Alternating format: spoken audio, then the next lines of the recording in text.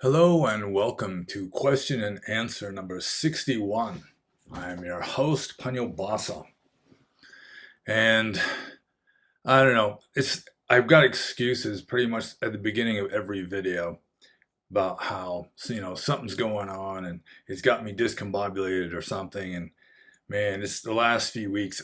I've said before that being a layperson is more of a roller coaster ride than being a monk. With a monk, you're kind of going for this sort of neutrality.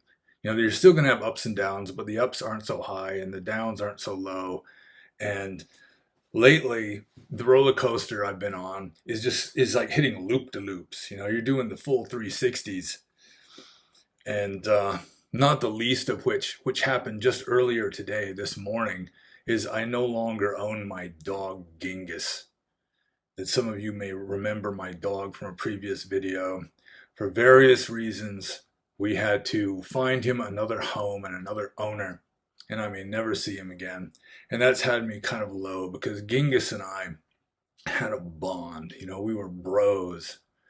And some of you who have a dog, I'm sure you know that a dog can love you with this open, just completely accepting, unconditional trust and love that is pretty common among dogs for their masters, but is rare among humans.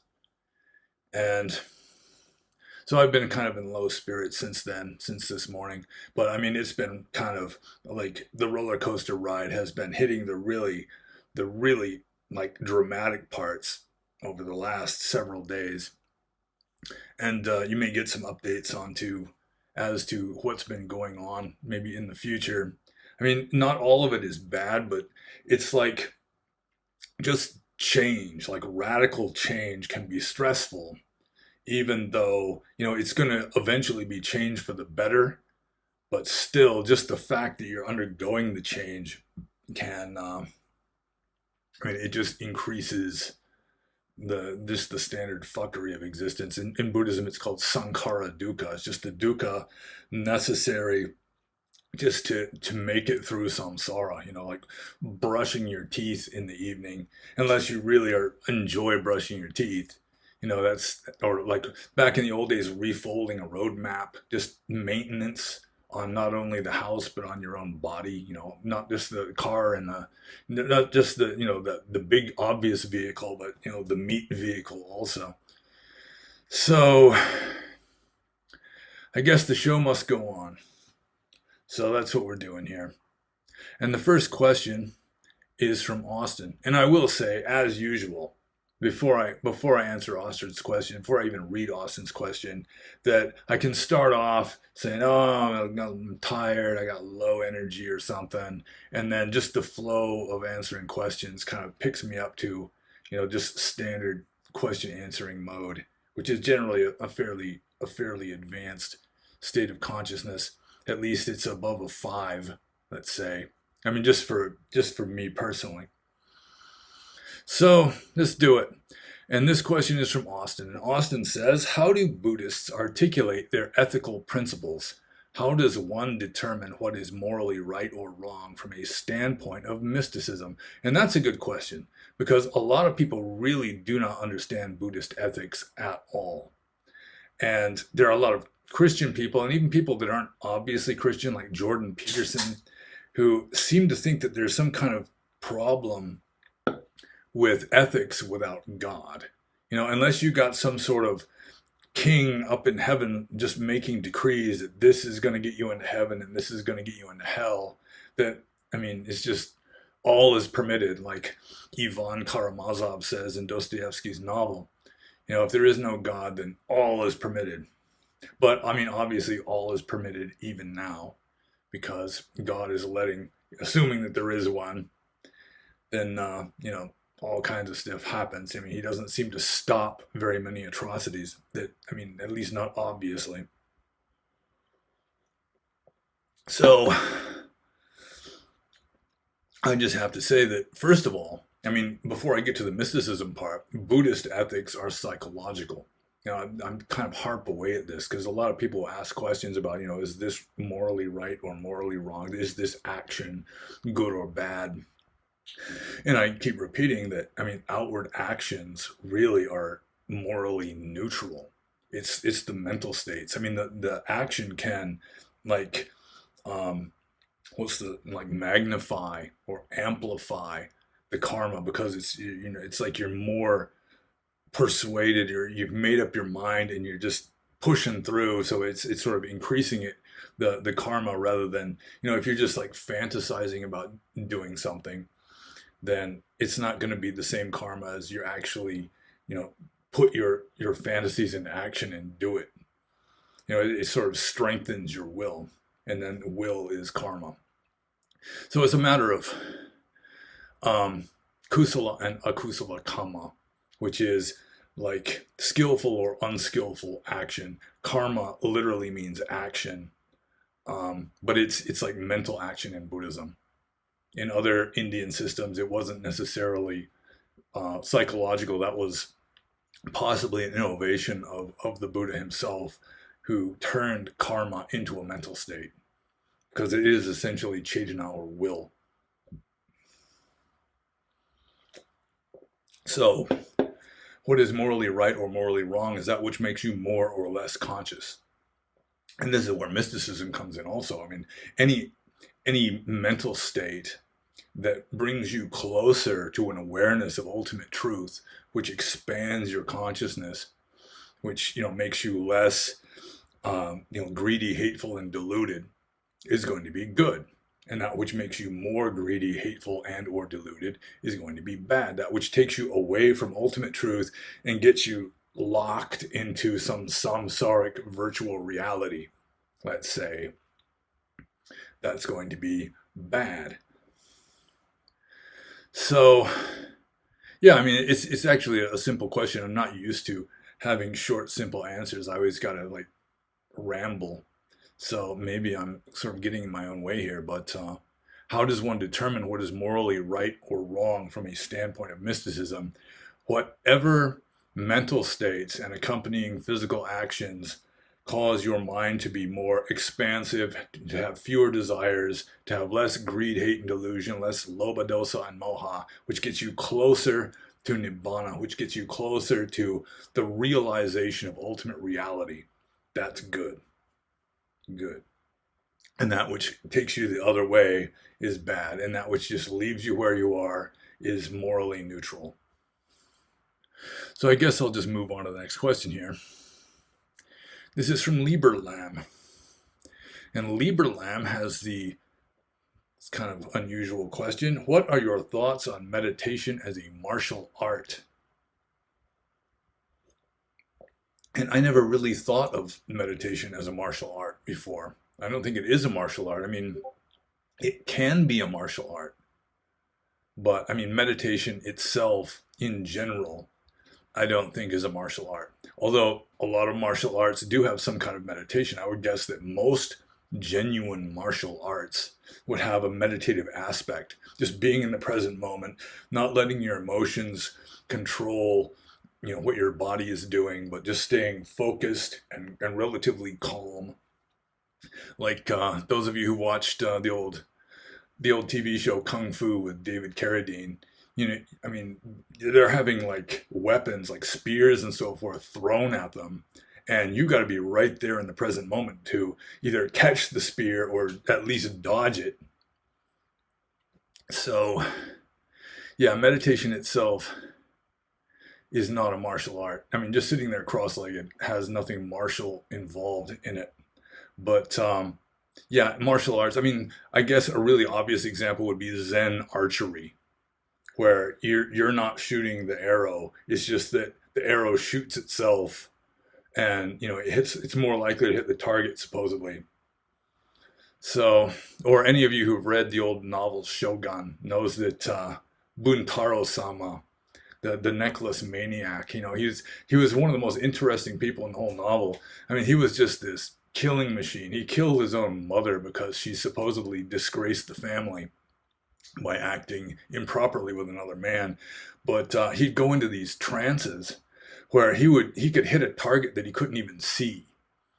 He'd just go into like this trance, and I mean, he could not miss, it seems. And so something like that would be a meditative martial art, I suppose. And like I say, if you're just the mind training of a martial art, especially just the remaining calm, remaining focused in the present moment, that sort of a thing. Um, yeah, that would be like martial meditation, I suppose. But it would be like an active meditation and not sitting cross-legged with your eyes closed, unless somehow you're using sitting cross-legged with your eyes closed as an adjunct to martial arts. Like the samurai warriors of medieval Japan would go to Zen monasteries, mostly Rinzai Zen, and meditate, just live in the atmosphere to overcome their fear of death. So if just sitting cross-legged with your eyes closed helps you in your martial arts, I guess that could be like contributing to a martial art anyway. So I guess I'll just move on to Lieber Lamb's next question, which is another unusual one. And that is, do you think karma could possibly connect to genetic evolution as a lineage pool of potential future incarnations refined to produce more spiritually gifted incarnations? So, I mean, referring to genetic evolution, like with regard to DNA, genes, and so forth, um, yeah, I mean, I think it's sort of like mixing apples and oranges.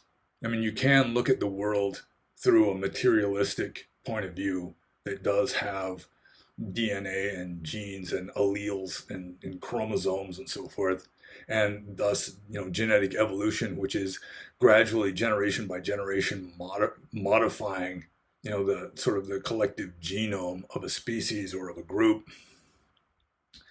But then karma is a mental state, as I've already mentioned. And the implication is that this world is a mental state, which kind of deprives the genetic aspect of a lot of its validity if this world really is a mental state. And even some physicists are now claiming, and have been claiming ever since quantum physics came along, that this phenomenal universe is a kind of state of mind. But I have to admit, like genetics really does explain a lot. It's very helpful within a samsaric context. So let's see, do I think karma could possibly connect to genetic evolution as a lineage pool of potential future incarnations refined to produce more spiritually gifted incarnations? Gosh, I mean, is there a genetic element to spirituality? I think there may be, that there could be not necessarily a spirituality gene, but I mean, certain character traits, just like calmness, not being a total hothead, um, just a sort of clarity of mind that could have a genetic component, assuming that materialism has some validity. And I mean, that would, I'm not sure that being spiritual really has survival value, though. I mean, it's Darwinian survival of the fittest, which some people might quibble about, but it's a fairly good saying there, survival of the fittest. And being enlightened would not necessarily make you fit. I mean, you're less likely to reproduce if you're enlightened. You're less likely to fight to protect yourself or your family, assuming that you even have a family if you're enlightened. So it's kind of a subtle question. It's not easy to answer. So I'm going to have to read it again. Bear with me here. Do you think karma could possibly connect to genetic evolution as a lineage pool of potential future incarnations refined to produce more spiritually gifted incarnations? Well, karma connects to anything, really. I mean, anything that we experience is connected to karma. So there's that too. I don't think that there's just this really close connection, but I mean, any closer than with anything else, really, because karma applies to any experience that we experience. Anything that we experience, good, bad, or otherwise, I've been told, according to Orthodox Theravada anyway, is the fruition of karma. So, assuming that Genetic evolution as a lineage pool of potential future incarnations refined to produce more spiritually gifted incarnations. Assuming that that can exist in the phenomenal world, then certainly karma is connected with that. But yeah, that's kind of a strange abstract concept. And really, it's sort of comparing two different metaphysics. So it's kind of tricky. And so I'm just going to cop out and move on to Lieberlam's next question here. What are your thoughts on the idea of animals being in harmony with nature in a way that reflects a close connection with the divine, like they're hardwired into it?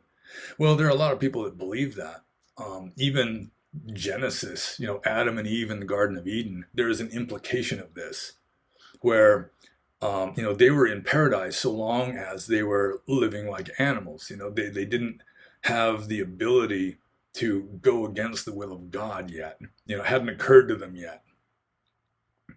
So, or like the Epic of Gilgamesh also, which is like the oldest known epic in human literature, as far as I know, where Gilgamesh wants this wild man who's sort of like Samson, Enkidu, who lives out in the forest. He wants him to join him in his quest for immortality. And Enkidu he lives out with the animals. I mean, he's like an animal. He's just a child of nature. He's beyond good and evil. Or, I mean, good and evil just don't apply because he's completely natural. And so, in order to get him to join him, he's told by a wise man to go and get a beautiful prostitute in town, bring her out to where Enkidu lives out in the forest, get her to take her clothes off and lie down on a flat rock and wait. And when Enkidu sees her, he becomes overwhelmed with lust and has sex with her. And after that, the animals don't trust him anymore. He has become human. So there is an idea that if you're like in harmony with nature, if, you haven't committed, you're not guilty of original sin. You haven't eaten the apple of the knowledge of good and evil. That you're in this like a divine state. And even nowadays, like Eckhart Tolle in his first famous book, he was saying that animals are essentially enlightened. There's just a few domesticated animals, like some pet dogs, that have acquired like neuroses from their owners that have fallen from grace, but most animals are living in a state of grace.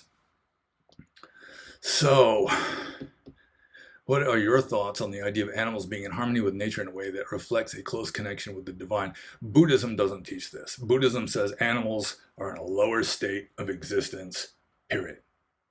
And I'll get back to this in a later question.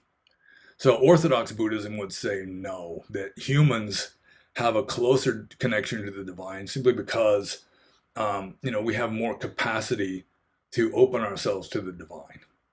But it's depends on how you look at it, I suppose. In a way, animals, they're always in the present moment, especially like, the ones that haven't been wrecked by people like Eckhart Tolle says.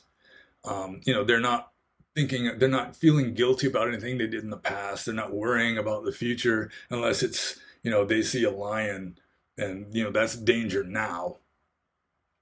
So they still obviously suffer.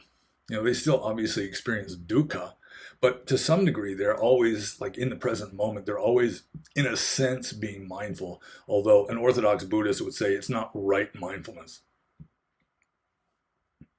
Like I remember a long time ago at a monastery, I was holding something up that the monastery dog was really interested in. He wanted that, whatever it was. It could have been a carrot or something. The dog wants it, until he finds out he doesn't want it. And so I told this other monk, look at this concentration. He is just totally concentrated on that. And then the monk just calmly replied, well, it's not right concentration, which is true.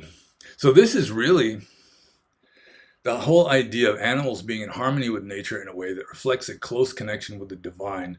In a way, we're all completely connected with the divine because we are just swimming in it. We're just immersed in it. We are saturated with ultimate reality at all times. And we humans have more capacity to become aware of that. But the animals, um, like subhuman, non-human animals, let's say, um, in a way they're like babies or small children. And again, you've got people arguing both ways. It's like um, the poet Wordsworth, who my English lit teacher in college says was one of the four giants of English literature. He wrote that ode, Intimations of Immortality, where, when you're a little kid, it's like everything is divine, and then gradually you lose it.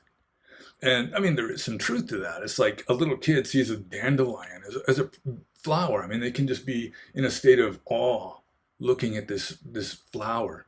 They might go around picking them and just go and give them to mama as, they think they're giving mama a treasure.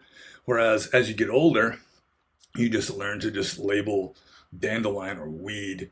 And it's just something that's not good. You just glance at it enough for the label to pop up. And then you have the reaction with the label rather than with the plant itself. And then you barely even notice it. You just go on with your life.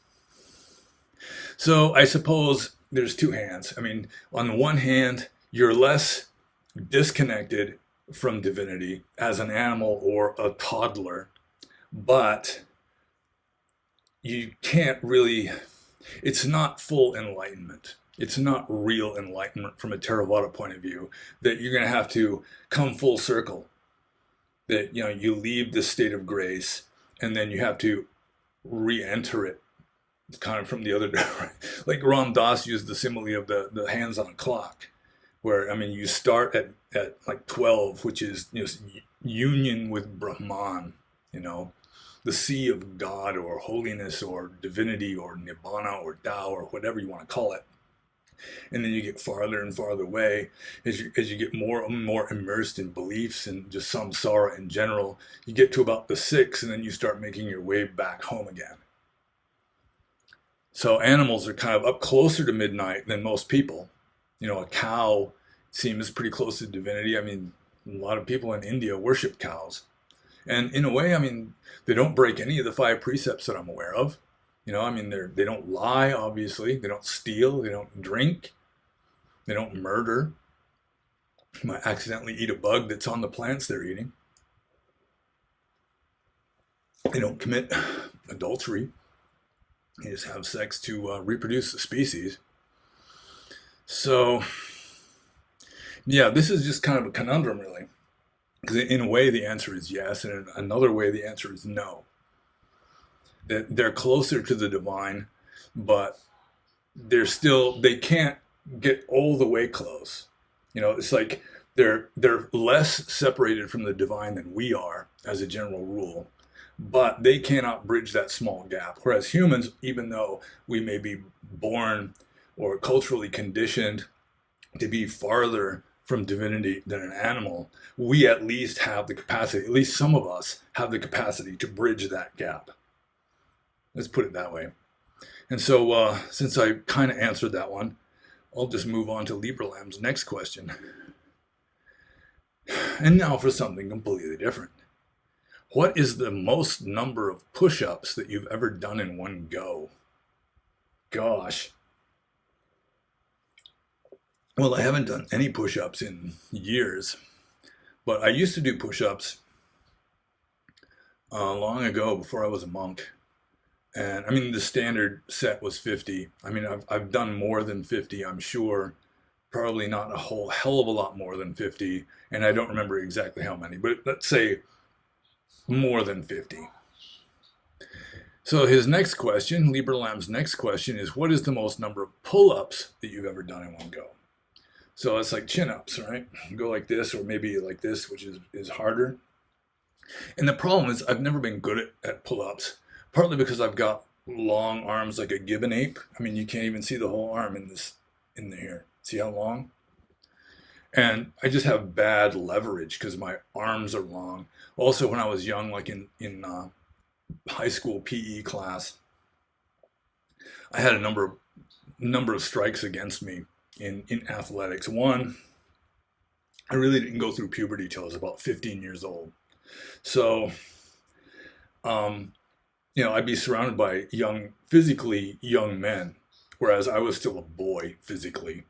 Secondly, I have no depth perception. It wasn't until I was in my late 20s that I fully realized. I was told by a guy who was testing my eyes that I have no stereo vision. I look through one eye at a time.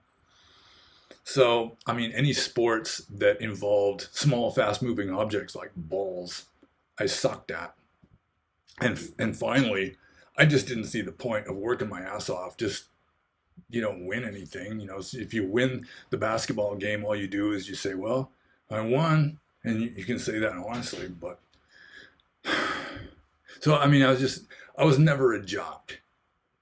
I didn't really become mesomorphic as a male until probably college at the earliest. So, and I didn't do any pull-ups in college that I can remember. So probably the most number of pull-ups that I've ever done in one go, and I could have answered this in one word, but as I generally do, it's taking way more than one word. Yeah, it'd be, gosh, maybe in the neighborhood of 10. I don't know. I never really liked pull-ups. So I'll just move on to the next question here. And this is from Son of the Father. And he's one of the few people that have asked questions on BitChute. Most of my questions come from YouTube or the Discord server. And this is like the only comment on the last BitChute video is this from Son of the Father. And he says, does attaining enlightenment correlate with or to the concept of eternity? So this is kind of a subtle question too. Does attaining enlightenment correlate with or to the concept of eternity? In a way, you're attaining eternity. So I guess, you're tapping into eternity. Like Nibbana, I don't think you can say that it's eternal in the sense of, existing from infinite past to infinite future, because it's just beyond time. It's timeless. It's akaliko. It's just beyond time. So that could be called a kind of eternity. And so to attain that would be essentially attaining eternity. But enlightenment or nibbana can be interpreted in two ways. There's ethical nibbana in the ethical sense and nibbana in the metaphysical sense. The metaphysical sense, according to me, Panyobasa, it's just reality, ultimate reality, the highest truth, the absolute. The ethical sense is just becoming aware of the absolute, and that becoming aware, it's still in time supposedly, at least going with Theravada Buddhism, Orthodox Theravada, and so that itself would not be eternal. The attainment of it, in the ethical sense, would not be eternal, but it's like you're tapping into a timeless metaphysical state. So that you could call eternal, although it wouldn't be infinite time. It would just transcend time altogether. So I'll just move on to the next question. This is from Sharp Rock. And Sharp Rock says, looking at purchasing a cow share, which is an arrangement where you prepay a farmer for a side of beef in the future so that they have a guaranteed customer for the animal before they commit to the costs to feed and slaughter it. But doesn't the first precept prohibit consuming animals that were slaughtered specifically for your own consumption? What about right livelihood and the prohibition on engaging in the trade of animal parts? Do these rules apply to laypersons trying to follow 5 or 8 precepts, or just monks? Can you clarify how entering into such arrangements might not be beneficial? All right. Well, there's kind of some side questions here, so maybe I could take care of those first. Like, doesn't the first precept prohibit consuming animals that were slaughtered specifically for your own consumption? Not exactly. That is a different rule that applies to monks. A monk is allowed to eat meat unless it's one of the 10 kinds of meat that's forbidden by the rules of monastic discipline, or if it's raw, he can't eat the meat then unless he's possessed by a demon, or if he asks for it without being given permission, without being sick, he can't eat it then, or if he sees, hears, or suspects that the animal, that meat was killed specifically for him. then he's not allowed to eat it either. And that applies to monks. I mean, if you're a layperson and you go to a farmer's house and you are told that this chicken on the table was killed for this dinner, and we knew you were coming, we wanted to give you a fresh chicken, here it is.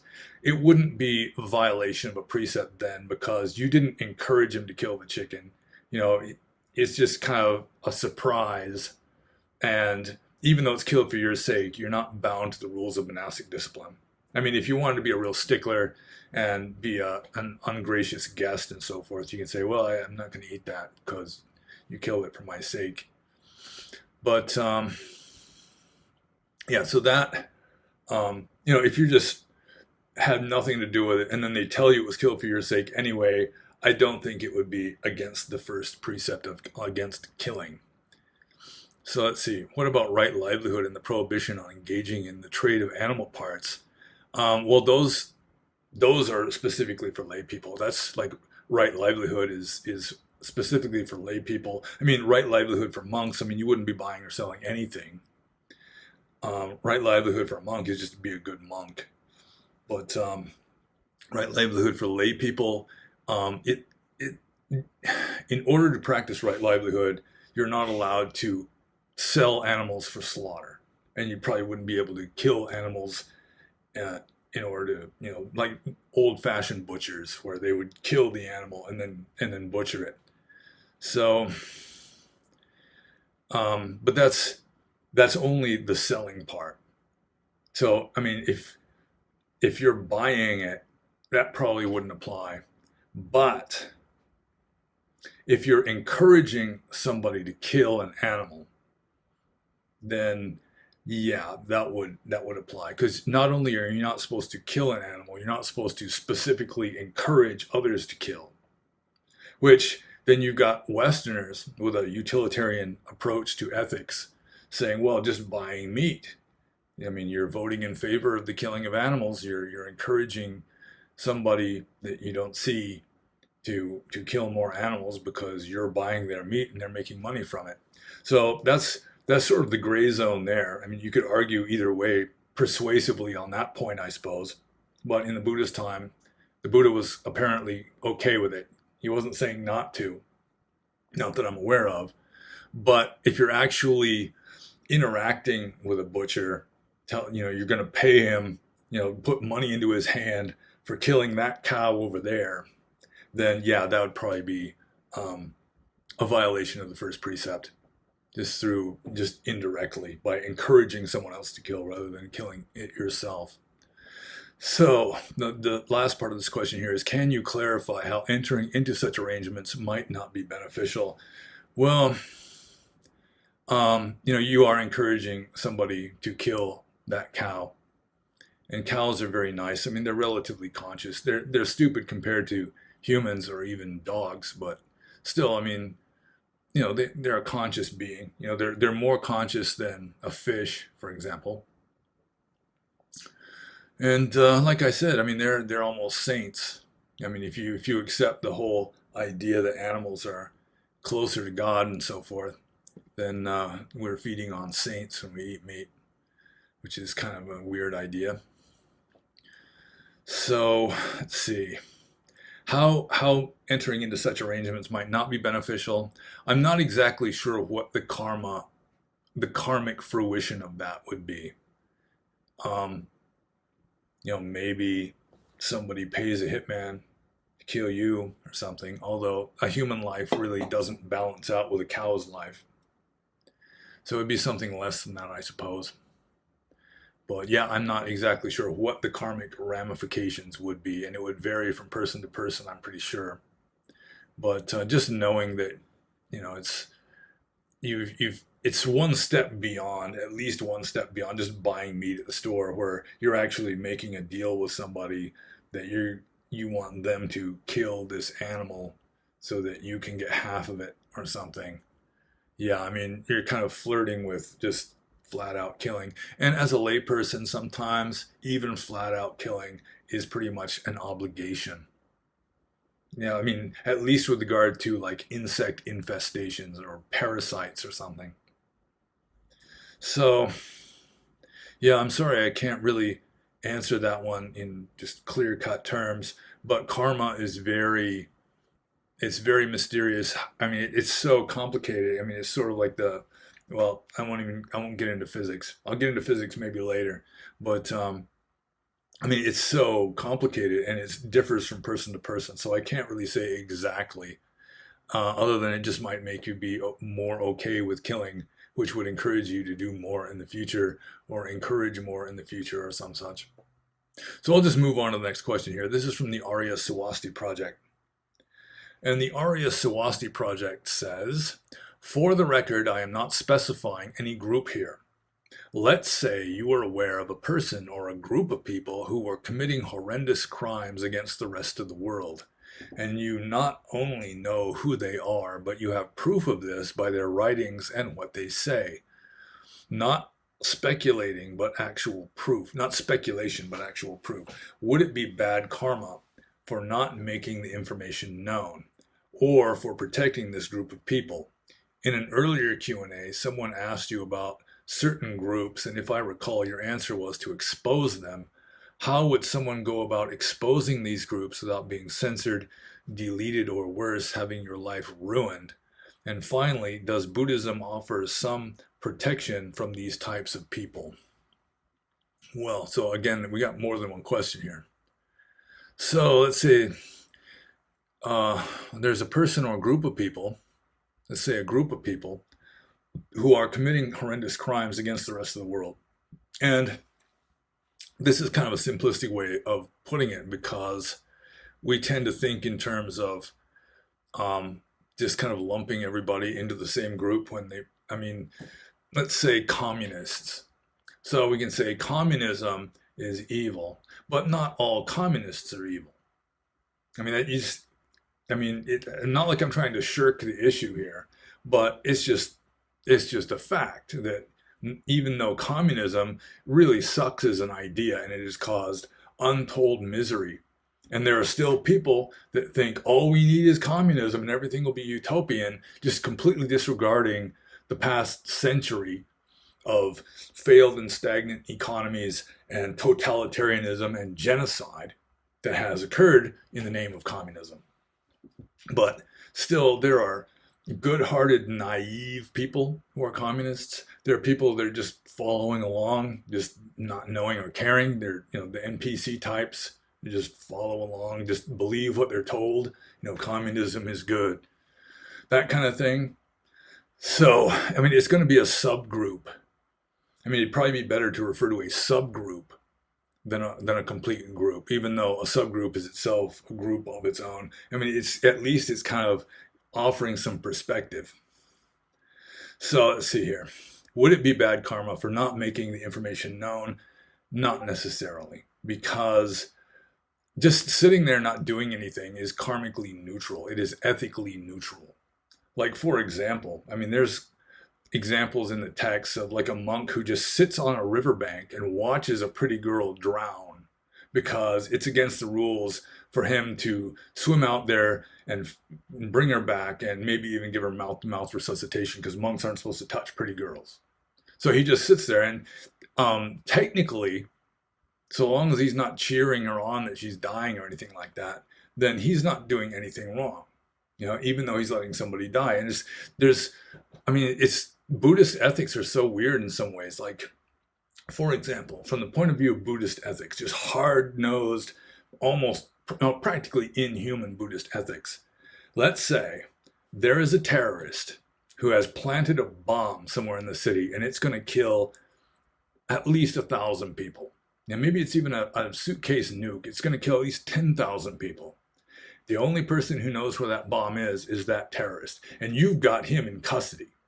So, are you going to torture him to find out where that bomb is? Or are you just going to let him smirk at you until it blows up and kills all these people? From the Buddhist point of view, it's wrong to torture that terrorist, even though if you don't torture him, 10,000 people are going to die, because you're not responsible for the 10,000 people. He is. It's his doing. So he's going to get the bad karma for killing 10,000 people, but you're going to get the bad karma for torturing that one guy if you know if you torture him.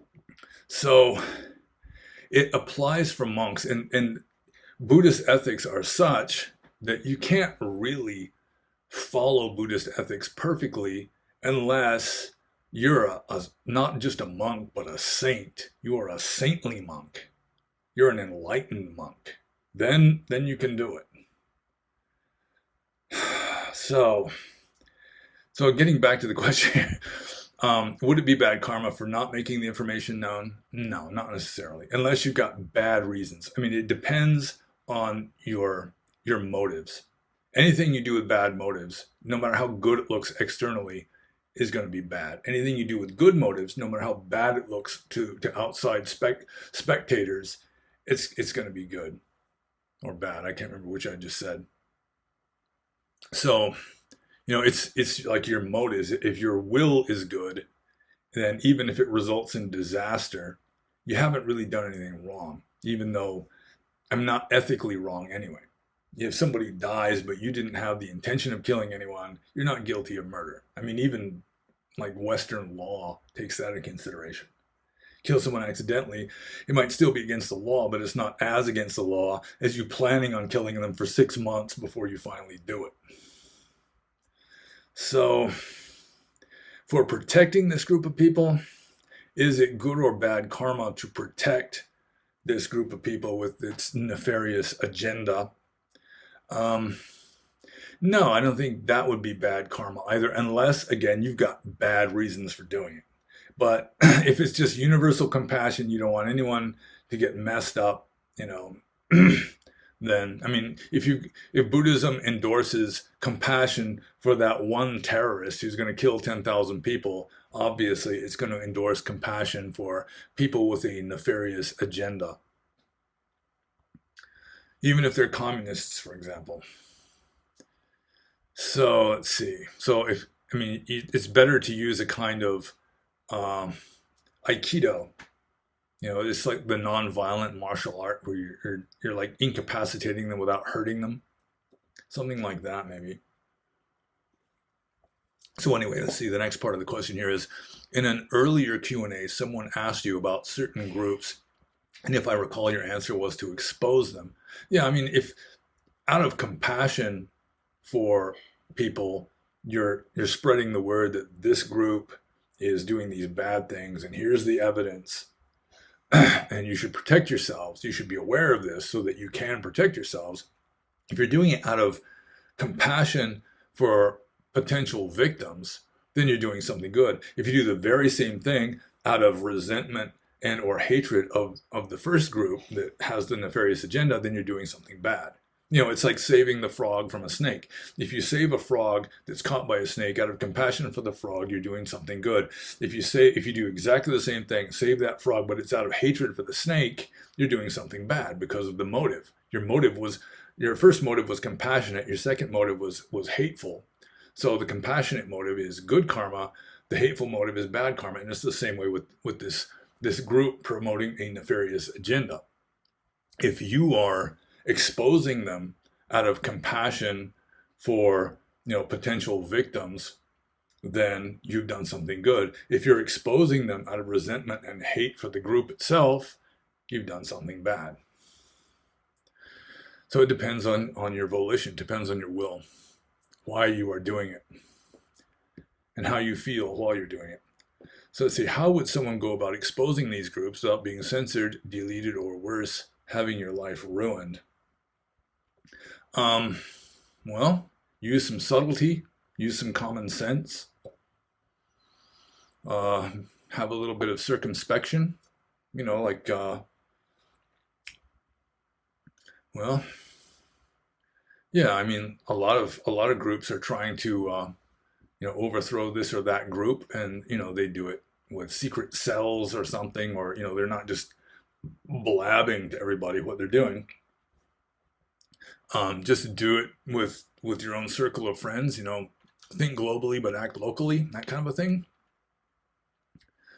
Or again, if you really think that it's the morally right thing to do, that it is your moral duty to do it, then, well, you're just going to have to take the risk of your life getting ruined. Some people fight for their country or fight to protect their family, and they know they're risking not only ruining their life, but ending it abruptly, and they think it's worth the risk, and so they do it. So anyway, here the Arya Swasti Project says, and finally, does Buddhism offer some protection from these types of people? The main protection is to do good, not be making enemies, not be making bad karma, thereby increasing the likelihood of bad stuff happening back to you. That would be your main protection.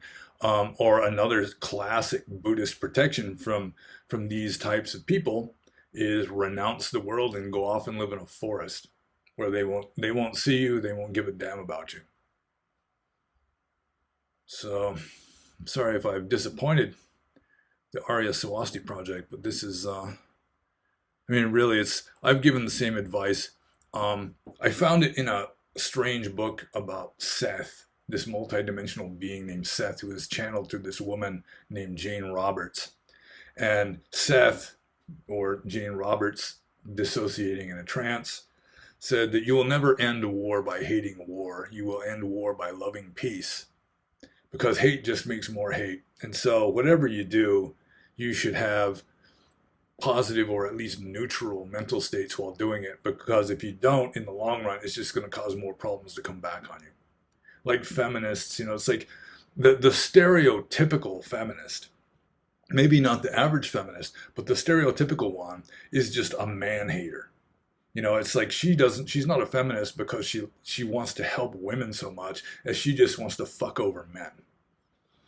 And there are feminists like that. Not all of them, but there are feminists like that. And so they're just making things worse. They're just making a worse world all the way around. But a feminist who just doesn't have anything against men, she just wants women to have a better situation, that's fine. And if you want other people to have a better situation and you help them to do that with no hard feelings against anyone, then obviously what you're going to be doing is a good thing. So I think I'll just move on to the next question here. And this is from Nirmit. And Nirmit says, what's up with this Western monks not believing in rebirth? There is no Buddhism without rebirth. Well, yeah, there are Western Buddhists. I think the most famous, well-known, high-profile one is not a monk, it's Stephen Batchelor, who I don't think he believes in rebirth. And he debated some European monk on this issue. It was a fairly good debate. I remember seeing it on YouTube a while back. You could probably find it. I don't remember the title of it or anything. It was I don't remember the name of the monk either. But Stephen Batchelor debates a monk about this very thing, where he doesn't really believe in anything, and or at least he's kind of more inclined to go along with Western kind of materialistic ideas about how samsara works. So there is no Buddhism without rebirth. Well, there's different ways I could address that. First of all, the Four Noble Truths are true regardless of rebirth. Dukkha is caused by desire, regardless of whether you're going to have like a rebirth after this one. The cause of dukkha. First of all, first noble truth, dukkha, that we're all going to be unhappy to some degree. We're all going to experience a certain amount of unhappiness or suffering or distress in life. It's unavoidable so long as we're living in this world. Second, that suffering, that dukkha, is caused by desire. Whenever you are unhappy, it's because you want something. You want things to be different than they are. You're like at odds with the universe. Three, that consequently, as a logical consequence of the first two, if you want your suffering to cease, then your craving or desire has to cease. And fourth, there is a path leading to the cessation of suffering. And all of that can be true regardless of rebirth. Even karma, to a large degree, is still valid, even if it turns out there is no rebirth. But, obviously Buddhism teaches rebirth, and it has taught rebirth from the beginning. It could very well be the Buddha himself really did teach all the stuff about rebirth that you see in the text, that he remembered all of his past lives on the eve of his enlightenment and so forth, or like moments before he became enlightened. They all of his past lives flashed before him. Um, so I think Western monks don't believe in rebirth largely because they are Western. They've been born and raised into essentially secular humanistic materialism, and they still think that, like science or scientism is still valid for making metaphysical claims when actually it really is not. The purpose of science is not to make metaphysical claims. It's to find regularities in nature so that you can make valuable predictions based on these regularities. So let's see here. Yeah, I think I've answered that question. What's up with Western monks not believing in rebirth? Yeah, it's because they're Western, and they've been born and raised in spiritual Siberia. Maybe they've got other reasons though. It could be that, let's say they were a follower of Nisargadatta Maharaj, who, even though he was technically a Hindu, he said there's no rebirth. You just merge into Brahman. Although, I mean, if that were the case, why wouldn't everyone just commit suicide? If you're just going to essentially re-enter Nibbana at death, and if life really is suffering, then why not just bail out immediately? But there's not very many people doing that. So, and again, it's like, if somebody doesn't believe in rebirth, but they do believe in the first noble truth that to exist is to suffer, then why not commit suicide? But they may have their reasons. I never asked Stephen Batchelor or any of the other Western monks who don't believe in rebirth. So maybe if you know of some, you can ask them. Why don't? I mean, what's the point? I mean, if you still believe in the first noble truth, then obviously the way out. I mean, you don't even have to follow the noble eightfold path. You can just put an end to yourself. So, yeah, it is kind of a strange thing, but it doesn't surprise me. There's a lot of Western Buddhists who just vehemently insist that the Buddha taught an eternal soul too, just because of Western cultural conditioning more than anything else. So I'll just move on to the next question here. This is from Bodhisattva 969. And Bodhisattva 969 says, in Germany, Samadhi is almost always translated as concentration, even by experienced Buddhists. Isn't it more like Ajahn Punadhammo describes it, that in Anapanasati, for example, thoughts and feelings should not be taken into account, and Samadhi is therefore actually a matter of non-observance? Well, it's not just in Germany that Samadhi is almost always translated as concentration. In English-speaking nations also, Samadhi is translated as concentration. And in fact, Samadhi, the Pali word and the Sanskrit word, literally can be translated into something very close to concentration. The Sam is just Khan. The Sanskrit or Pali SAM is equivalent to the Latin CON. They mean together or with. And the adi in samadhi means like placement. So you're placing things together. That's samadhi. So that's kind of like concentration. I mean, you're like a general's concentrating forces on the front lines. He's placing those forces together. It's concentrating can really mean to put together. So, I mean, it's a literal translation pretty much. And really, concentration to me, or samadhi, and sometimes it's an alternative, probably the most common alternative rendering of samadhi into English would just be meditation. Sometimes sama samadhi, which is the eighth step in the Eightfold Path, sometimes that's just translated as right meditation, especially by older translators. But I mean, samadhi, it really does mean, I mean, not necessarily concentrating your attention, but it's sort of like self-discipline and sort of, how do I explain it?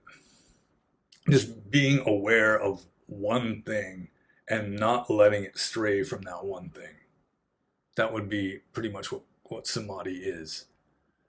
So concentration, I don't have any problems with that. To say that samadhi is non-observance, I don't see it, because I mean you have to be observing something. It's not just a matter of just being oblivious. That's obviously not what samadhi is. Although some people do believe, you get into jhana and you just go into a trance state where you're just completely oblivious to surroundings. You don't hear the ticking clock. You don't feel the mosquito biting your arm. You don't hear the doorbell ring or the dog barking outside. You're just oblivious. And they think that's right concentration. And I really don't think so. But so, I mean, you have to be aware of something. There's going to be like an object that you are aware of, even if it's a formless realm, infinite space or something. At least you have that as an object. So samadhi has an object, unless maybe you get into fourth jhana and then you're getting into sort of paradoxical states where, sort of like the highest of the formless realms is the realm of neither perception nor non-perception. So you'd have neither an object nor a non-object at that point. So personally, I don't have any problem with defining samadhi as concentration. And I do think that it really is just holding your mind steady, like on one object, and not letting it stray. When your mind is wandering around, that's not good samadhi at all. And I mean, with regard to anything, there's going to be non-observance. Anything that, if you're observing something, you're not observing, pretty much everything besides that. So yeah, I don't think non-observance is really a good way of defining samadhi. So I think I'll just move on to Bodhisattva 969's next question. And ever since that few episodes ago where I did 2 hours, more than 2 hours, well, let's say approximately 2 hours of a video, and then it turned out not to be recording, and I had to do it all over again the next day. So I'm kind of checking to make sure that the timer's still going and everything's working. So okay, next question from Bodhisattva 969. And he says, I recently watched an online Buddhist course from a very good Buddhist teacher, but every now and then he mixes Theravada and Mahayana or Tibetan Buddhism, which I don't like that much. It was about building an altar from left to right, water to drink, water to wash, offering of flowers, offering of incense, offering of light, offering of perfume, offering of food. Is this what a Theravada altar looks like that should be replaced every day, or is this Mahayana practice? I'm just a bit confused because this teacher takes it pretty seriously, which is actually a good thing. I just don't know if you can really do it, setting up the altar, recitation, and subsequent meditation as a working person with a family. Well, I'm not exactly sure where to start with this. Let's see. He's building an altar, and it's from left to right, water to drink, water to wash. Yeah, well, all of that stuff. I mean, it's not going to be anywhere in the Pali texts. I'm not sure if there being any mentions at all of Buddhist altars in the oldest strata of Buddhist literature. In Theravada Buddhism, it's a cultural thing. Like most Buddhist houses in Burma, most families have an altar, and they may offer food to it every day. Before they eat something, they'll take a little bit of it and put it in a little cup and put it up on the altar, and then take it back down again before the mice and the cockroaches or the flies get to it or whatever. They'll have a little thing of water on the altar, although I've seen altars that have the water that hasn't been changed in possibly months, with like little lizard turds and stuff in it. And so, but I mean, just having this exact order of exactly how it's supposed to be, no, that's not really Theravada Buddhism, unless it's a cultural thing. Maybe where he studied Theravada, like in Thailand or something, that's the way they did it. But it's a cultural thing. It's not really like orthodox Theravada. And the closest thing I've got to an altar here is that up there. And there's no water offered, there's no food offered, no incense or candles.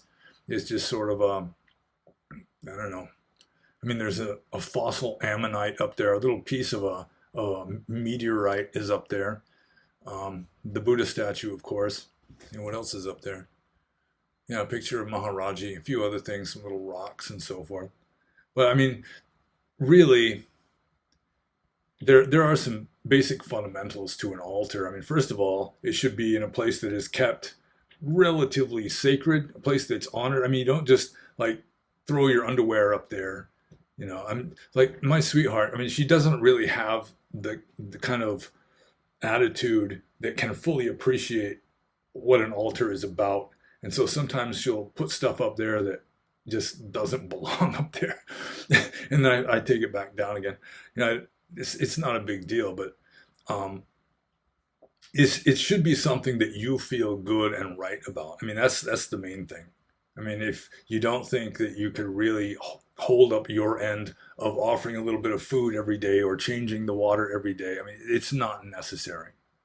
Just have a place that is like honoring Dhamma and just keep it, you know, keep it relatively pure if you can. You know, you don't put like really mundane worldly stuff up there. You know, you just keep it specifically for Dhamma oriented stuff, or in case of the fossil ammonite, that kind of a thing. It's or the meteorite fragment. Um, I mean, it's sort of like a gift, or you know, just something that is timeless.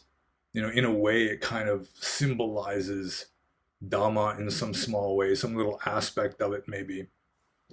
So, yeah, I mean, I obviously don't. And the Burmese, they don't have this order. You know, they're more likely to light candles and incense and offer food and so forth.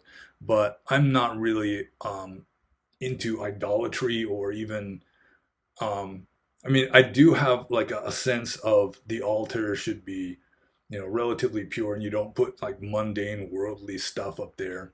You know, you don't take a regular book off the bookshelf and just put it up there because it's convenient to have it out of the way up there or something. That's not cool. I mean, I like I say, I'm not really idolatrous, but still I have this thing about not wanting to put mundane books on top of Dhamma books. You know, you've got a copy of the Dhammapada, you don't put a novel or something on top of it. This, I mean, it's just my own thing. It's just what feels right or not right to me. And so you should have an altar that feels right to you personally, regardless of what the guy on YouTube or whatever is saying the exact order of everything, because it's arbitrary. It's so long as you know your will is satisfied with it. You know, it's like it feels good to you, it feels right to you, then that's good. So I think I'll just move on to the next question here. This is from Tim the Enchanter. And Tim the Enchanter says, is being reborn in animal realm always worse karma than being born human? Life of at least some of the species of animals looks like better karma than being born human with severe brain issues that prevent your consciousness to fully be human, to put it nicely. Well, this reminds me of, I was trying to explain to a Burmese village person once that, I mean, according to Orthodox Buddhism and according to, you know, devout Burmese Buddhists, you know, you got the 31 planes of existence that are like steps on a ladder. You know, at the bottom you've got hell. At the top you've got the realm of neither perception or non-perception. You know, animals are definitely below us. Deities are definitely above us. And it's just like a sequence. But I had this idea. I was considering writing an essay about this. I don't think I ever really got around to it. But at the bottom, at least with regard to like the animal realm, you know, you just have it like kind of like a small circle. And then like the human realm would be like a bigger circle around the small circle. The Deva realm would be like an even bigger circle around that circle. Because it's like the best human is better than the best dog. This, I mean, like the most enlightened saint is going to be better than the best good boy kind of a dog. But the worst human is going to be worse than the worst dog. I mean, you can have a rabid dog or just some vicious dog that's attacked several people. They're not going to compare with a Stalin or a Mao or a Pol Pot. And so it's like the more advanced the realm is you just got more opportunities. You got more options. And some are going to choose the best options and get way above what an animal could do, for example. And some are going to choose the worst options, and they're just going to be like total psychopaths and just result in this misery on just a huge scale that no single animal could possibly be responsible for. So, in that sense, you'd probably be better off being, I mean, like a pampered Shih Tzu living in a mansion has a pretty good life. They don't have many opportunities to learn Dhamma, for example. But still, I mean, they have a better life than somebody who is in a dungeon or somebody with some horrible, painful, they got really bad arthritis or something. They've had it since they were young. They're just in chronic pain, and it just kind of prevents them from really, reaching their full potential as a human being. Or they're in some political prison being tortured or something. There's a lot of people in this world that have really, I mean, they're really messed up and unhappy. They're kind of like in a hell realm, a terrestrial hell realm. So, yeah, I mean, if I had to choose, I mean, some people, especially like Hindus, I think, would argue that the human, at least they're really working on like a person who's like in a terrestrial hell realm. At least they're really working on major karma in this life. So, to some degree, they are beloved by the gods because they are taking on such a huge mouthful of shit to work on. They're just, they got some horrible, like, birth defect or something. They're just crippled and maimed and messed up or whatever it is. And in a way, they're considered to be beloved by the gods because they've taken on such a huge karmic burden that they are working on straightening out and working on rectifying it and clearing it. So you can look at it in different ways. But personally, I don't think it's always worse to be an animal than to be a human, especially some humans that they just cause so much misery. I mean, I'd rather be a dog than a Pol Pot. But again, humans are at like a higher level of existence simply because they've got more options. They've got more intelligence in a way. They've got certain psychic powers like rationality that lower animals or non-human animals don't have. So, and of course, as if someone's born just severely mentally retarded so that they're like a vegetable their whole life. And I have actually met a person like that. I mentioned him one or two Q&As ago who, I mean, he would sit there with his eyes open, but it was obvious he wasn't seeing anybody and there wasn't anybody inside there. He was essentially a vegetable, just very severely brain damaged from birth. So, I mean, in a case like that, I mean, at least a dog is able to see and hear and move around and respond to his environment and so forth. So, I guess the question is being reborn in an animal realm always worse karma than being born human? I would say no, because I mean, some people are born into really bad situations and they've got really bad karma.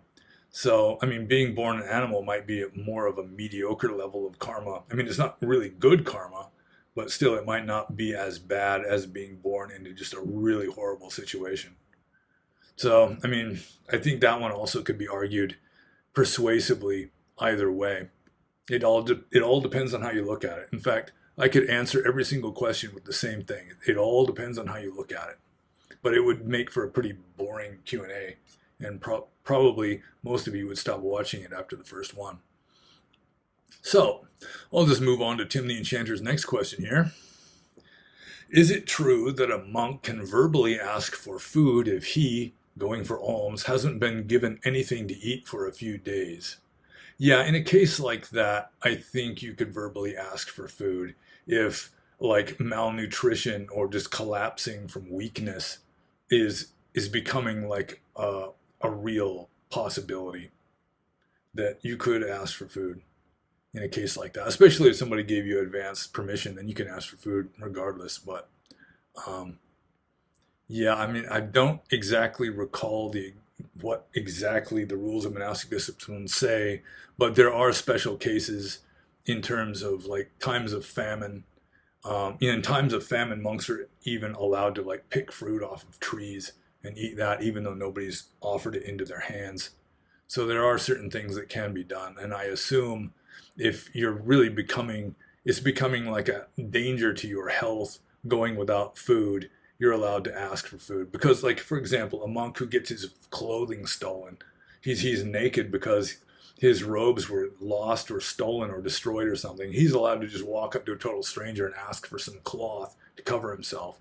So I assume if being naked gives you that privilege of just walking up to a stranger and asking for something, that not having eaten for a few days just because there's like a famine or something, then yeah, I think you could ask for food. So I think I'll just move on to Tim the Enchanter's next question. And I watched Monty Python on the Holy Grail just a few nights ago. So one of my favorite things about Tim the Enchanter is when he's doing his rants, you can actually see the spit flying out of his mouth. So anyway, Tim the Enchanter says, what's your take on Kalama Sutta, Anguttara Nikaya 365? 3.65. The Buddha says in it things like, if there is rebirth, then A. If there is no rebirth, then B. If there is karma, then A. If there is no karma, then B, etc. Do you consider this sutta to be part of archaic Buddhism? Well, the Kalama Sutta, it's a strange sutta. It's very different from most suttas that you'll read.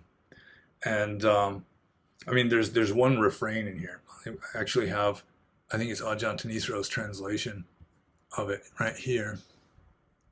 Let's see. Okay. Where is it? Okay. So it says, come, Kalamas, do not go upon what has been acquired by repeated hearing, nor upon tradition, nor upon rumor, nor upon what is in a scripture, nor upon surmise, nor upon an axiom, nor upon specious reasoning, nor upon a bias towards a notion that has been pondered over, nor upon another's seeming ability, nor upon the consideration, this monk is our teacher. Kalamas, when you yourselves know these things are good, these things are not blamable, these things are praised by the wise, undertaken and observed, these things lead to benefit and happiness, enter on and abide by them. So, let's see here. Got to get everything back here. All right. So, I think the Kalama Sutta is based on an old fragment. Like that, don't believe something just because it's in the scriptures. Don't believe it out of respect for tradition. Don't believe it out of respect for your teacher. Just I think that part is very similar to the Atthakavagga, where it's just saying don't believe anything. But then, like thrown in, if it's praised by the wise and so forth, then there's a lot of sort of statements after that that sort of contradict what he's saying when he's just saying don't believe it out of respect for the teacher and so forth. And I mean, the assumption is people are going to believe it because the Buddha is saying it and they got respect for the Buddha, so that they're going to believe what he says in violation of what he says. So, yeah, I think it may have been like an early fragment that was similar to the Atthakavagga, just explaining why you shouldn't believe anything. And then it got turned into a longer discourse with later additions, I think. And it's interesting that when he's saying, don't accept this, don't accept that, it's all with regard to ethical behavior. It's not with regard to metaphysical beliefs or that sort of thing. It may be that at that time, even when they're like embellishing the sutta, sort of filling it out, that even then metaphysical beliefs were still not encouraged. But the ethical beliefs, like I should do this, I shouldn't do that, it was sort of getting more of a foothold, and then the metaphysical beliefs came after that. But it is true that he's in the Kalama Sutta. There is it's sort of like Pascal's. What was it? Pascal, who he had this the four reasons for believing in God or something like that. And it's like, even if there isn't a God, then, you're still acting as though there is a God so that you're going to be a good moral person anyway. It's sort of like, even if there isn't a God, you're still better off believing that there is one. And that's kind of the way the Buddha is in this Kalama Sutta. There's the section where, even if there isn't rebirth, if there is rebirth, and you act morally in order to get a good rebirth, then you get a good rebirth. If there isn't rebirth and you act morally in order to get a good rebirth, at least your conscience is clear, you're doing good, you're purified to some degree. You're going to be a happier, better off, more respected person anyway. And similarly with regard to karma. So, do I consider this to be part of archaic Buddhism? I think that like the nucleus of it may be archaic, and all of it may be fairly old, because at least he's not going into metaphysical stuff. It's all, should I believe this? Should I believe that? It's all with regard to ethical conduct. So it's still not getting into the origin of the world or anything like that, like some suttas actually do that are considered to be relatively late. So, okay, I think I answered that one. So I'll just move on to Tim the Enchanter's next question. And that is, I would like to lose some weight through practice of fasting. Any advice on how to overcome hunger? Maybe Buddha in the sutta said something about practice of fasting. Yeah, there's a little bit about fasting. You're not supposed to fast for too much because you're supposed to keep yourself healthy and energetic enough to continue practicing Dhamma. So prolonged, continual fasting is frowned upon in Theravada Buddhism. Although I've fasted quite a few times. I mean, sometimes I was just traveling. It wasn't convenient to go for alms. I was only eating alms food at the time. So I would just fast for a day or two until I was able to finally take my bowl and go through a village and get food. There was a couple times when I did like a hunger strike against the village because people were continually setting forest fires. And so I just made it known that I do not consider setting forest fires to be cool. Like I lived by this creek once, and the fishermen, they'd set nets at night and then they'd just set the underbrush on fire to lure minnows into these little nets. They're like little gill nets. And it was just ridiculous. I mean, just a square mile of just ashes. I mean, it wouldn't go up into the treetops, but all the underbrush, all the grass and everything would be burned up, which would cause countless small creatures to die. But village fishermen don't think very much, and they're kind of making money from killing small creatures anyway. So I did a hunger strike a couple times because of that. But I've totally digressed from the question here, so I'll just read it again. I would like to lose some weight through practice of fasting.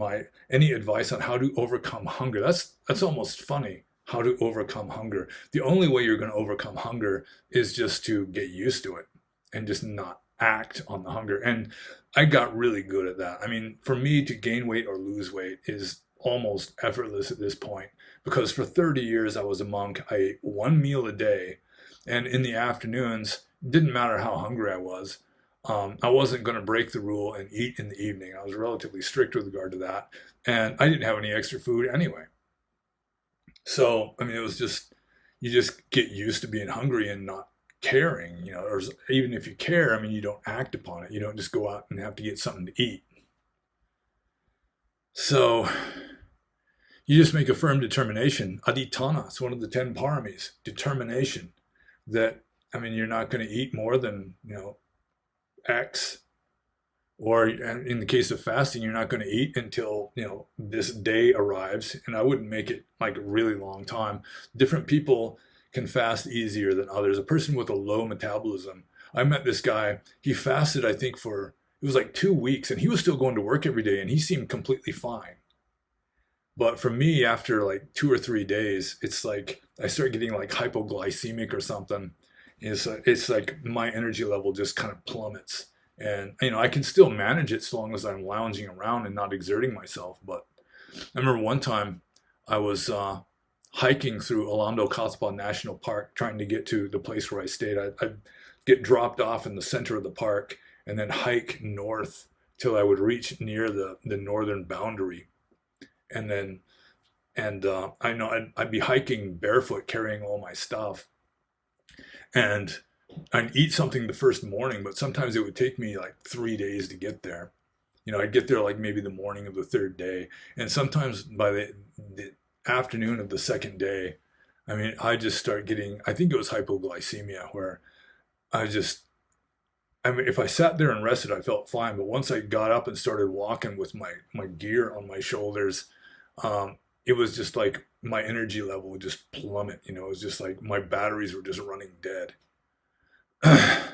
But again, I'm totally digressing here. Any advice on how to overcome hunger?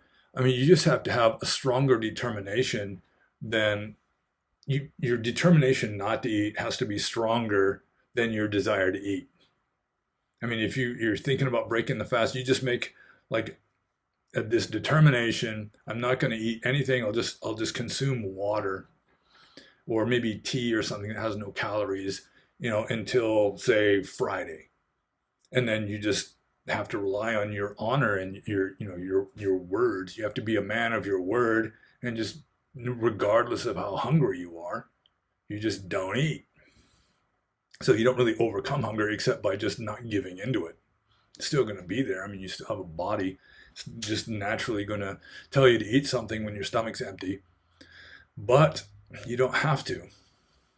So let's see. Yeah, so I guess I answered that question, didn't I? Took me a long time to get around to it, but I did. So I think I'll just move on to the next question here. And this is from Connor. And I'm not sure if this is a joke question or not. But Connor asks me, are you Swami Tadatmananda? And maybe I'd heard of him, but I didn't know who he was, Swami Tadatmananda. So I just did a search for him earlier today. And it turns out that he's got a YouTube channel. And he looks kind of like me. He's got the same kind of beard, the same hair color. He's a little shorter and pudgier than me. He wears like orange robes, and he's a Vedantist. And he talks about some of the same stuff as me, but we're not the same guy. And even just the name, Tadatmananda, Tad means that, I'm pretty sure. Atman is soul or self, and Nanda is like delight. So delighting in such soul kind of is what it means. Delighting in such self, which is certainly not my approach. But we do look kind of similar. Although, as I say, he's shorter and pudgier than me and still wearing robes, even though he's got the hair and the beard and everything. So I think I'll just move on to the next question here. This is from Edelweiss Voyager. And Edelweiss Voyager says, my question is, how does one take refuge in the Sangha during this spiritual dark age? Western Buddhism is a joke, and a small online community does not seem like a valid replacement. Well, I was in kind of a similar predicament when I was a monk, because I was living in Burma, and as I've said before, probably 98% of monks in Burma aren't even trying. They don't follow the rules. They're not trying to become enlightened. They got their own reasons. It's just a kind of a cultural thing. And they're more like village priests than they are ascetics striving for enlightenment. And so I really had a kind of antipathy towards taking refuge in such fellows as the monks I was seeing surrounding me. But it turns out that there's two ways of taking refuge in the Sangha. Three now that you got like Western secular Theravada Buddhism. But the first one, of course, is taking refuge in monks, which is traditionally what lay people are supposed to do, at least lay people that don't call themselves Sangha, which is what happens in the West. Then the second kind is what monks are supposed to do, and that's taking refuge in the Arya Sangha. So all of those who have become enlightened, or at least they're well on the way to becoming enlightened. You take refuge in them, even though you might not have any around that you're aware of. And then, of course, nowadays in the West, when people take refuge in the Sangha, they're just taking refuge in their own meditation group, where people come once a week and meditate for an hour or something. So, how does one take refuge in the Sangha? Um, Taking refuge in the Sangha is essentially taking refuge in, it's like an abstraction, I guess. You're taking refuge in all the people who are striving for enlightenment. Even if you don't have any idea who they are, they're out there. But as a layperson, you take refuge in the monks because they were the conveyors of wisdom at the time. They didn't have books back in those days in India. So you relied on the monks to teach you Dhamma. Um, and also you supported them, which was merit for you and helping somebody to get enlightened, even though you yourself as a layperson may not have been in a position to strive for it yourself. So how does one take refuge in the Sangha? It's sort of like taking refuge in the Buddha. I mean, the Buddha's not here. The Buddha died a long time ago. So how can you take refuge in somebody that doesn't even exist? I mean, you can take refuge in his teachings, but that's taking refuge in Dhamma. That's not taking refuge in the Buddha. So I kind of wrestled with that one too. How do you take refuge in the Buddha when he's not even in this world anymore? He's not in this universe anymore. So it's with the Sangha, it'd be similar. I mean, it's just those who have done it, even though you might not know any. I mean, it's kind of abstract, but then taking refuge in the Buddha is kind of abstract too. Taking refuge in the Dhamma is kind of abstract. So if you're not comfortable with abstractions, you might have a difficult situation there.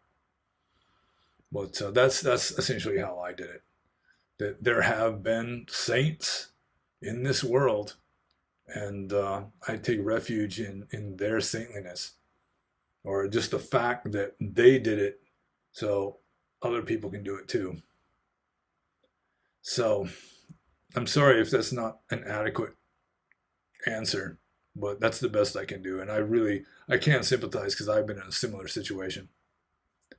So next is, I mean, I was never really one to heavily put a lot of emphasis on taking refuge anyway, other than just take refuge in Dhamma. I mean, you have immediate access to that. You might not have immediate access to the Buddha or immediate access to a saint or even to a monk, but you do have immediate access to Dhamma. And that's the important one. So I'll just move on to the next question here. This is from Baba AUI. And Baba AUI says, I've heard you provide a reasonable critique of the concept of a sotapanna as commonly conceived. I wonder if you have an alternative model or map of enlightenment with regards to stages, or whether you think it's just binary, for example, either awakened or unawakened, and no in between. Well, actually, I'd have sort of the opposite of that, where it'd just be like a spectrum. And I mean, you'd have people that are more opaque, spiritually opaque, no light shining through them at one end. I don't think you could have totally opaque, because then you'd have just like a vampire or a zombie or something. Just to be a conscious human, there has to be at least a teeny glimmer of light coming through, even if you're a sociopathic serial killer. And then at the other end, it would be just spiritually transparent, light's just shining through you like you're a crystal or something. And again, I'm not so sure that within the context of samsara, you're going to have 100.00% transparency. There's always going to be a certain amount of translucency. So yeah, it might be a spectrum like that. And enlightenment itself is sort of like a paradox. It's, what's the other good riddle word? It's a riddle. And it might not even really be a valid state within a samsaric context. Like Mahayana Buddhism deals with that a lot. That there is enlightenment, but there's really no moment of enlightenment or nobody who gets enlightened. Kind of that sort of Zen-like riddle type of stuff. And I do think that there is some truth to that. But there is an alternative schematic of like advancement from like normie to arahant in Theravada Buddhism. And it's 3 stages. You got the putujana, the common worldling. you've got the Seika, the one in training, or like the lower three stages of sainthood, and then you've got the Aseika, the one who is no longer in training, and that's the fully enlightened being. And it's interesting that Saint John of the Cross, who was a Catholic, a discalced Carmelite monk, came up with the same system, or at least he endorsed the same system, probably totally independently of Theravada Buddhism. But St. John of the Cross taught that you've got the beginner, then you've got the adept, and then you've got the perfect, which surprised me because he was a Christian, and Christianity says nobody's perfect. Even Jesus denied being perfect. But apparently, according to these discalced Carmelite contemplatives, you can reach the stage of perfection. So the beginner is anyone who hasn't mastered contemplation. Once you've mastered contemplation, where you can just sit there not thinking anything, your mind is completely clear like glass, just transparent. That's called high contemplation for a Catholic contemplative. When you can do that at will, when you have mastered that, then you become adept. And then when you have completely mortified your self-will, when you just no longer have any more will of your own, that you're acting entirely through the will of God, you become like a puppet of God, then you are perfect. That you're consistently acting in accordance with the will of God because you don't have any will of your own anymore. And that's very similar to what Theravada teaches. Like the Arahant no longer has any will. He doesn't make any more karma. And karma is chetana, or will. So I think the Theravada and St. John of the Cross would differ on where you make the cutoff to the Seika or the adept, because you wouldn't have to be like a master of at least second jhana in order to be an Arya. So that's, I think I prefer that schematic to the 4 stages of sainthood, which I do think is an anachronism and that it got invented later on. So, but still, I do think it's probably better to just think of it as a continuum. I mean, in Buddhism, you could say that when you've had your first glimmer of nibbana, your first glimmer of the absolute or of ultimate truth, then that you're an Arya at that point. And then when you no longer have any greed, hate, or delusion, you're just sort of aware of ultimate reality all the time. That wouldn't be Orthodox Buddhism, but that's how I would interpret it. Then you would be enlightened. So I hope I answered that one. So I'm just going to move on to White Ash Piper and his question here, which is, I heard a story that a Buddhist monk was ripping on Alan Watts to his Roshi Suzuki. Suzuki replied to him, "Leave him alone. He's a bodhisattva." I'd say the same is true for you. What say you, Panyobasa? I know that to say one is this or that is a disqualifier. Possibilities are ways permissible. Not possibilities are ways permissible. I don't fully understand that part. But I can say that according to the Diamond Cutter Sutra, I am a bodhisattva, because it says in the Diamond Cutter Sutra, the Vajracharika Pragya Paramita Sutra, that anyone who can read that sutta, which is itself an anachronism because the Buddha is saying this and they didn't have reading sutras in the Buddhist time, but whoever could read that sutra and not be filled with like alarm and dread is a bodhisattva. And I like the Diamond Cutter Sutra. So I read the Diamond Cutter Sutra and liked it, and I was not filled with alarm and dread, and therefore, according to the Diamond Cutter Sutra, I'm a bodhisattva. And who knows, it's possible maybe I was like Japanese in a previous life, and I took bodhisattva vows then, and they might still somehow apply even though I haven't taken them in this life and don't plan on it, because I really don't think it's that good of an idea to postpone enlightenment until all beings are liberated. When, I mean, it's been an infinite amount of time to get us to this point. The universe is beginningless, and still there's an infinite number of suffering beings, which indicates, that it's unlikely that all beings are ever going to be saved. So by taking the bodhisattva vows, you're essentially postponing enlightenment forever, which is pretty much the opposite of what the historical Gautama Buddha was advising people to do, which is get yourself enlightened in this very life if at all possible. So I guess I answered that question. So I'll just move on to the next one. I'm tempted to say more about that, but like, no, I won't say it. I mean, it wasn't really the idea of being a bodhisattva or a bodhisatta in Pali. It's more like, am I really an Arya kind of stuff. It came up for a while, many years ago.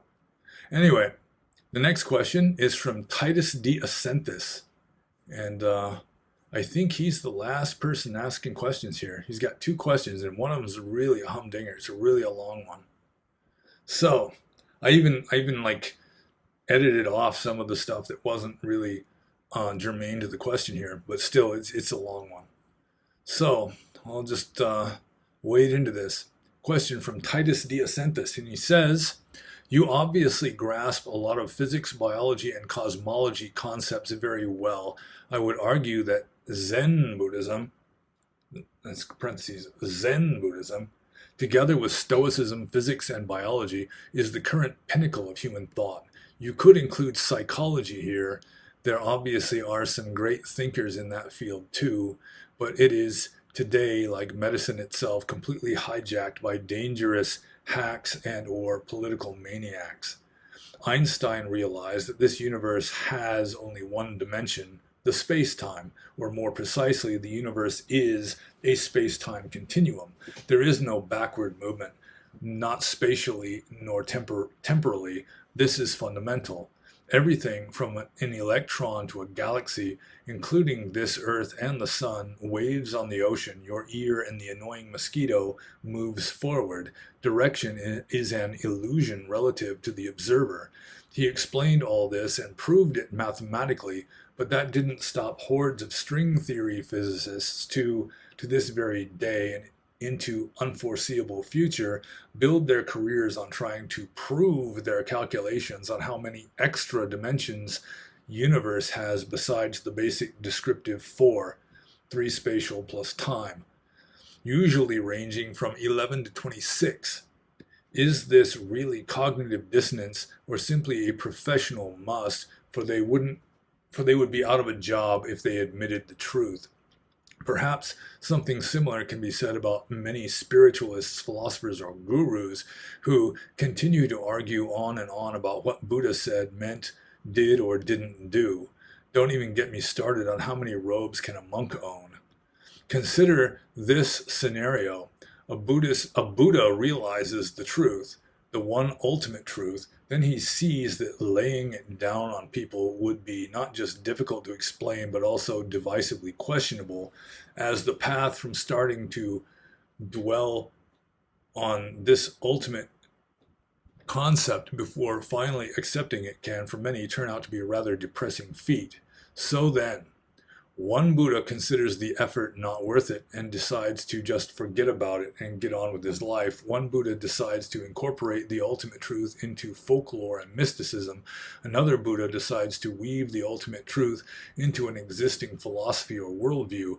All that doesn't stop hordes of disciples to found various schools with countless forms of rules, explanations, and teachings. Cognitive dissonance? A professional must? Zen Buddhism tries to cut it all down to the bone, but it too, over the centuries, got institutionalized and over-ceremonialized.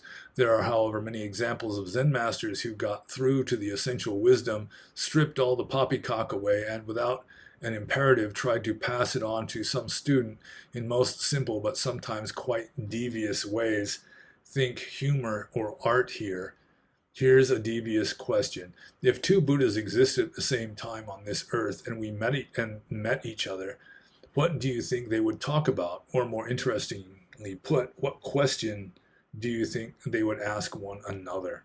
So that's the question here, or a small group of questions. And I mean, getting up to the top part here where you're saying that Einstein proved that there are only 4 dimensions, three spatial dimensions plus time. Really, I don't think that he did, because you can't prove anything with regard to the external world. I mean, Hume did a lot to prove that. Kant kind of did.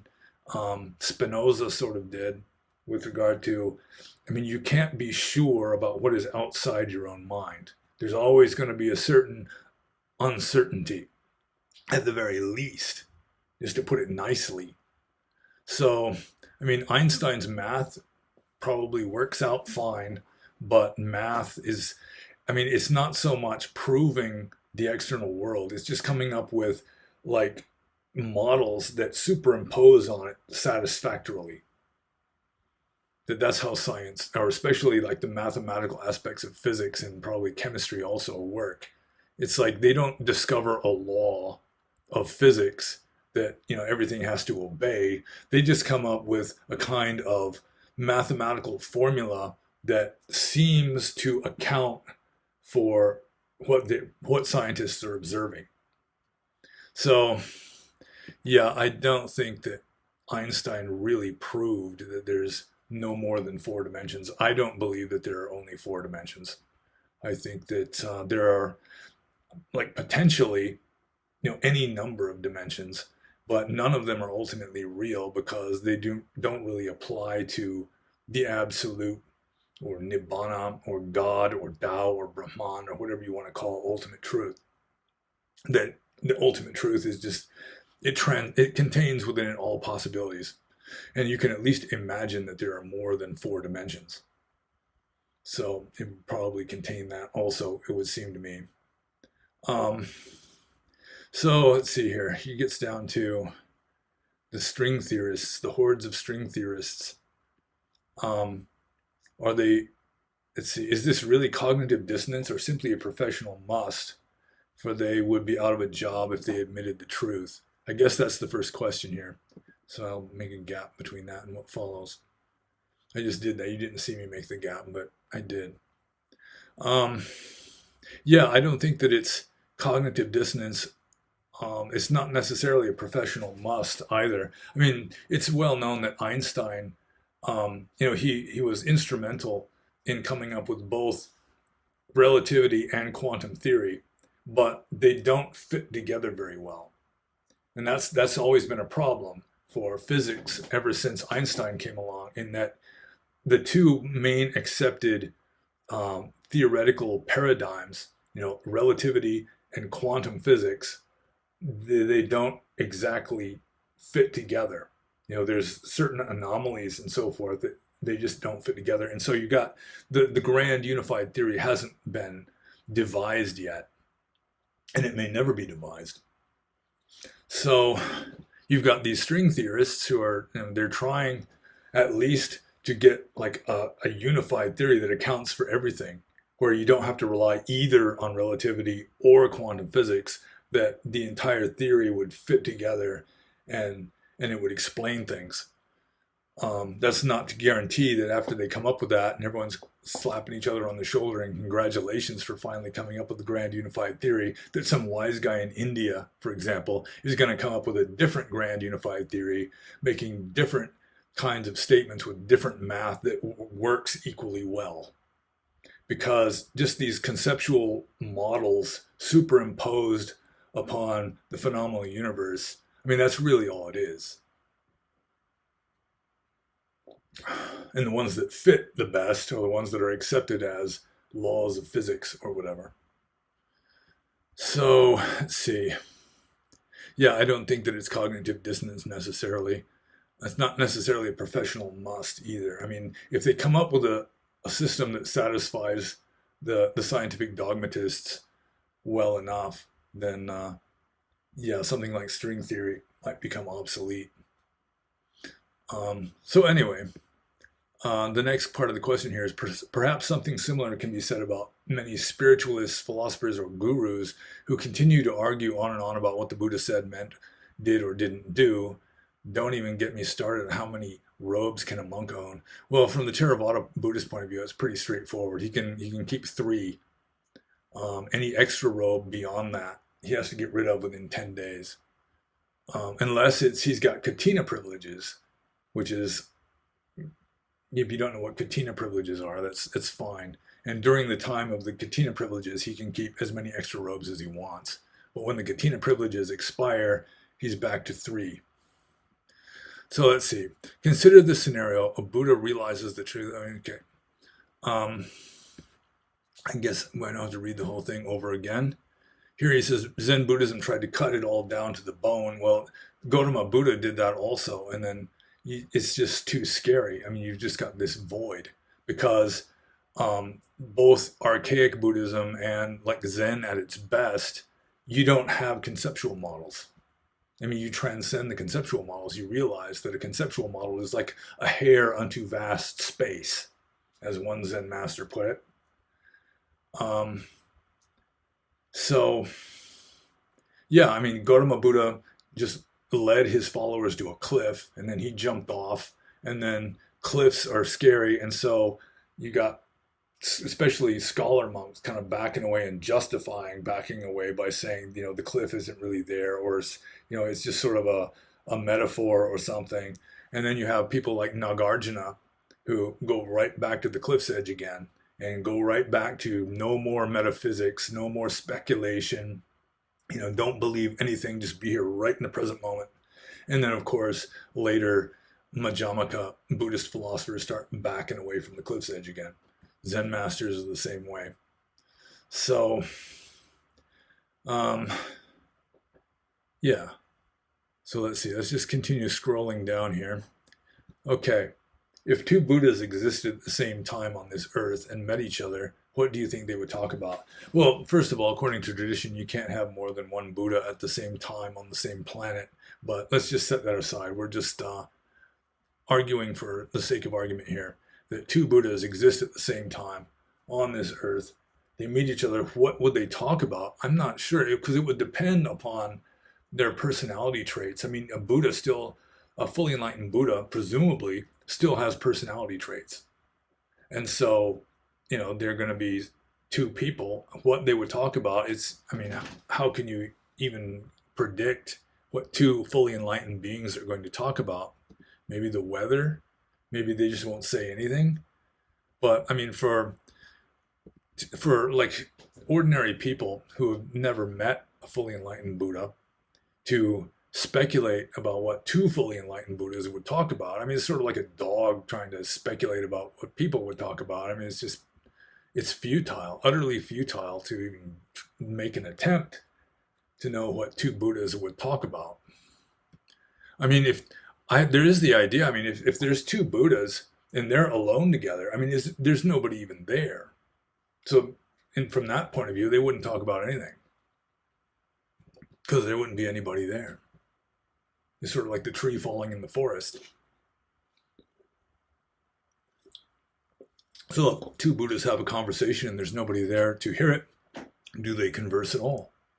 And I think there's a good chance the answer is no. So, or here, more interestingly put, what question do you think they would ask one another? Again, unless there's somebody listening, they might not even be there. So, I guess I'll just move on to Titus Diasynthes's next question, which is the last question of this Q&A. By golly, unless maybe like one is tied to a rock and thrown through my window or something, and then I don't even guarantee that I answered such a question. Because really, questions about Dhamma should be asked respectfully. So don't even consider that. So anyway, Titus Diasynthus says, you mentioned a few examples of people who got enlightened while doing something, other than Buddha sitting under the tree, or that army doctor from the koan in which he sat meditating on why he was treating soldiers who would heal and then return to battle to die. Can you name a few examples of people who got enlightened while sitting and doing nothing? Well, if you read the Pali text, most of the Buddha's disciples became enlightened while sitting in meditation. I mean, you're not exactly doing nothing unless the nothing happens right when you become enlightened, because otherwise your mind has to be doing something. That's just the relentless force of karma shoving you forwards through life. So few examples of people who got enlightened while sitting and doing nothing. Well, if that means just sitting in meditation, yeah, I think there's so many of them that are mentioned in the texts, like Angulimala. He was a serial killer who got converted to Buddhism by the Buddha, and he became a monk and diligently practiced. And in most cases, according to the text, if you're going to become enlightened, you're going to become enlightened while sitting in meditation, pretty much like the Buddha did, because he was teaching others how to do essentially what he had done. Like the famous case of Godika, who I think I mentioned in the previous Q&A, he died while just literally dying, while just lying on a cot with his throat cut because he committed suicide and became enlightened at the moment of death. There's another monk mentioned in the Visuddhimagga who burned to death and became enlightened at the same time while being tied up. So I mean, he couldn't do much even if he wanted to, not physically anyway. It's just a strange story of endorsing following Vinaya rules, no matter what. You just, no matter how ridiculous it might seem, you just follow the rules absolutely strictly. So what happened with this monk is he was living in a forest and some bandits came through. They robbed him, took what little he owned, I suppose, and then used living vines to tie him up. And then as they were leaving, they accidentally started a forest fire. And so he could have gotten free by breaking the vines because I mean, he could have at least uprooted them. But it's against the rules for a monk to damage a green plant. And so he just let himself burn to death rather than break free of these vines. And so, and then he became enlightened at the moment of death. There's another story, I think it's in the Dhammapada commentary, of a monk who got beaten to death. or yeah, he got beaten out really bad and then just died of his injuries and became enlightened as he died in that case. It's kind of an interesting story about a jeweler. A monk goes to visit a jeweler, and the jeweler, um, he's got this big jewel sent to him by a king. The king wants him to make a setting for this jewel, and at the time the the the jeweler was like preparing meat for a meal. So he's like getting dinner ready and he's got like raw meat on his hands and he accepts the jewel into his hand and he immediately sets it down and goes to wash his hands. But the jewel already has like blood on it or something. And there's like a big pet crane or stork or something.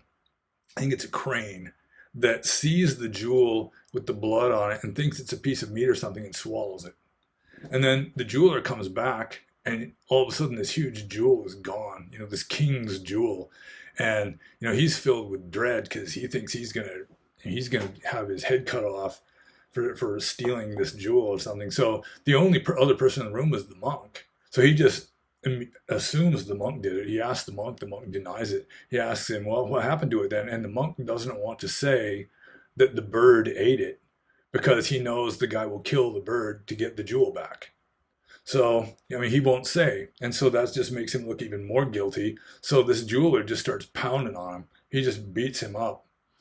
Um, and then finally the bird, it likes blood apparently. And there's blood on the monk's face. And the bird comes to kind of try and get some of it because it likes blood apparently. No telling with cranes or storks or whatever. And the jeweler, in his fury, just kicks it out of the way, and it just falls in a crumpled heap on the other side of the room. And then the monk asks, "Is the bird dead?" And I think the jeweler says, "Yeah, it's dead, all right." And then he doesn't have to save its life anymore. And he says, "Well, the bird ate it." And so the jeweler cuts it open, and of course he's completely mortified because he just beat the hell out of this saintly monk because he thought that the monk had stolen it. And then at the end, the moral of the story is, the monk went to heaven, and the jeweler, or no, the monk, he became enlightened. He entered nibbana. The jeweler's wife was trying to get him to stop beating up the monk. She went to heaven for her compassion, and the jeweler, he went to hell, of course, because he just beat the shit out of this saintly monk. And I don't remember what happened to the bird, but I think the bird had some special fate in store for it as well. So yeah, I mean, you can't really be doing nothing. You're always doing something, at least mentally. And so long as you're conscious and not fully enlightened, once you're fully enlightened, all bets are off. I mean, there's maybe nobody there anymore, but yeah, you're always going to be doing something. But if you just mean physically, you're just sitting in meditation. Yeah, if you read the Pali text, most of the Buddha's disciples probably became enlightened while sitting in meditation. I really can't speak for Mahayana Buddhists because they're not even supposed to become enlightened anyway. So, yeah, I mentioned Ramana Maharshi, who was a Hindu, but he supposedly became enlightened while just lying flat on his back, motionless, not even thinking. And that's how he became enlightened, because he stopped thinking and it just clicked. So I'm sorry I didn't come up with a longer list of names than that, but probably most of the Buddha's disciples became enlightened. Maybe some of the really advanced ones who just needed the slightest little nudge. They just needed to hear the right few words to just, like a yellow leaf just needs the slightest nudge to just knock it from the tree. A lot of them were like that, I suppose. Like um, Venerable Sariputta, according to tradition, became enlightened while just standing behind the Buddha, fanning him while the Buddha was talking to a non-Buddhist ascetic. Um, but a lot of them became enlightened just from sitting in meditation, this as the Buddha did, at least according to tradition. And we're done. So I hope those of you who asked questions got your questions answered at least somewhat satisfactorily. Um, if I've been kind of on a low vibe today, please bear with me. I'll probably be feeling better later. And if you have any questions, you're very welcome to ask questions. Probably the most obvious, immediate place to answer them or to ask them would be in the comments below this video. And feel free to check out the URL links and order my books if you are so inclined, and be happy.